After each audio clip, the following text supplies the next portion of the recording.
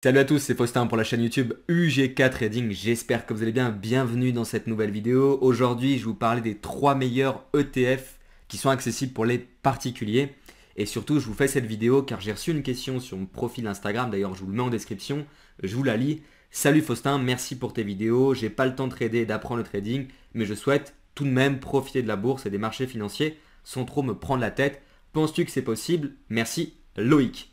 Alors c'est une excellente question, il n'y a pas que le trading effectivement pour faire de la performance. C'est sûr qu'en day trading, on va chercher à faire des performances excellentes et exploser les compteurs, mais on peut aussi faire de la bourse avec uniquement 3 lignes justement sur votre portefeuille d'investissement grâce aux ETF avec une bonne diversification et donc profiter des marchés sans trop te prendre la tête, c'est ce que tu cherches. Et donc je vais vous présenter dans cette vidéo 3 ETF qui sont accessibles vraiment au plus grand nombre à partir de 100 euros et disponibles avec des comptes d'investissement en euros. Avant d'aller plus loin, comme d'habitude, n'oubliez surtout pas de vous abonner à la chaîne YouTube. L'algorithme YouTube adore ça. Mettez un like et si vous avez des questions, mettez-les dans les commentaires.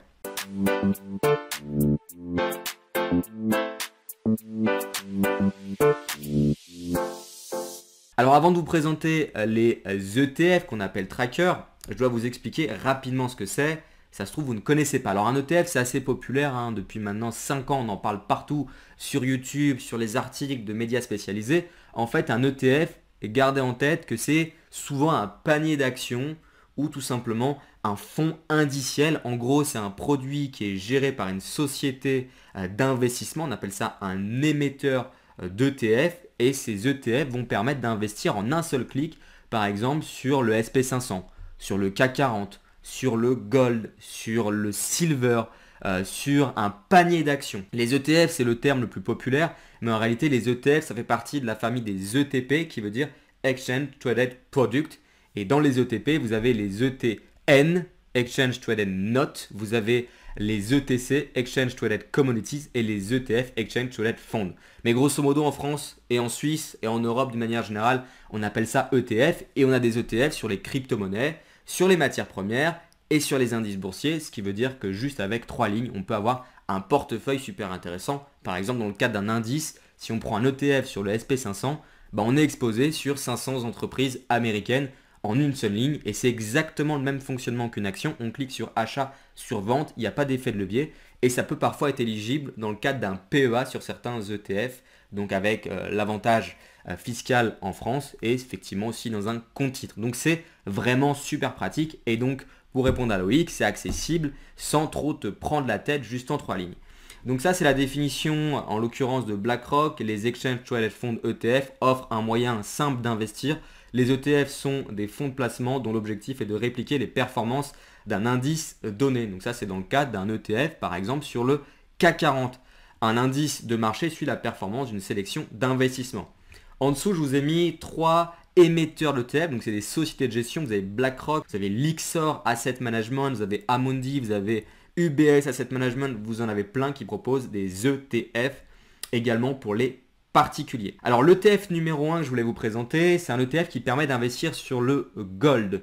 Donc pour moi le gold, vous avez dû le voir dans les précédentes vidéos que j'ai fait sur la chaîne YouTube, il y a un potentiel énorme à la hausse et donc je pense que c'est intéressant d'avoir de l'or en portefeuille, mais non pas de l'or à travers des CFD ou des contrats dérivés avec de l'effet de levier où il y a des problématiques de marge, mais vraiment juste stocker de l'or en portefeuille et avoir une horizon temps moyen long terme, 1 an, 2 ans, 3 ans, 4 ans, 5 ans et même 10 ans pourquoi pas.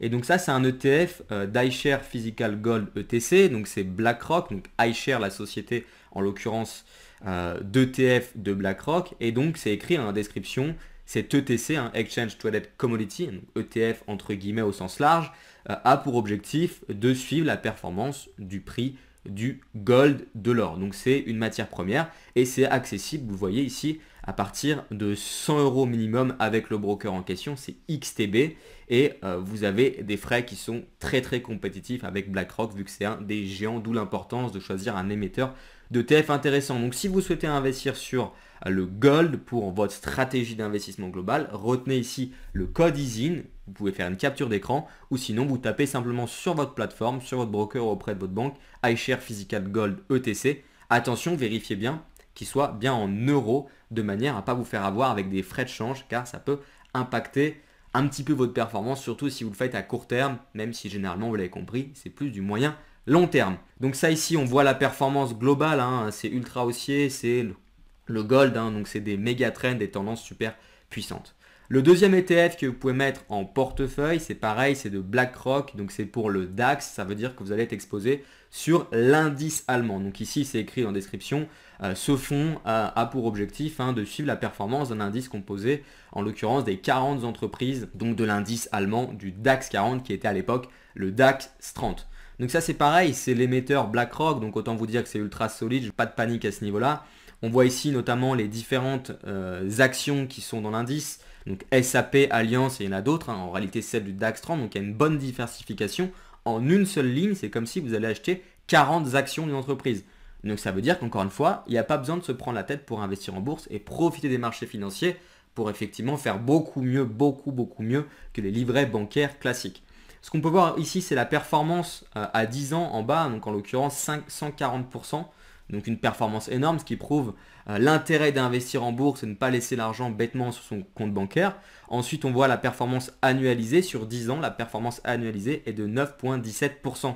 Donc vous faites 9% par an juste avec un ETF qui permet en gros de répliquer l'indice ici DAX 40. Donc juste déjà avec deux lignes, le Gold et tout simplement le DAX 40 en ETF, on peut déjà chercher de belles performances sur le long terme sans avoir 150 lignes. Le deuxième ETF, le troisième ETF, pardon, c'est toujours pareil, iShares, je vous présente que des BlackRock. Pour moi, c'est vraiment la société de gestion la plus solide. Global Water, donc ça, c'est un ETF qui est un petit peu moins populaire, mais pour moi qui est super intéressant, car cet ETF, en fait, s'exposer sur des entreprises qui sont liées au secteur de l'eau. On sait que l'eau, c'est pour moi le futur pétrole, c'est de l'or liquide entre guillemets. L'eau, c'est quelque chose qui va à mon avis prendre énormément de valeur sur le long terme, dans le sens où c'est quelque chose de rare. En tout cas, ça risque de l'être de plus en plus. On le voit notamment avec ce qui se passe aujourd'hui dans le monde. D'ailleurs, on le voit ici dans la description. Donc ce fonds va s'intéresser en fait à 50 entreprises et qui sont intéressés, qui sont dans le domaine de l'eau en fait, relative au business de l'eau. Donc c'est assez intéressant et on voit ici dans la description les différentes compagnies qui sont tout simplement investies grâce à cet ETF et on voit les 5 secteurs, donc bien sûr énergie et industrie. Donc ça c'est assez intéressant. On peut également voir le nom de l'ETF si vous voulez le trouver sur votre broker, iqqq.de ETF. On voit que c'est distribué également en euros, donc c'est super intéressant pour vous en tant que particulier.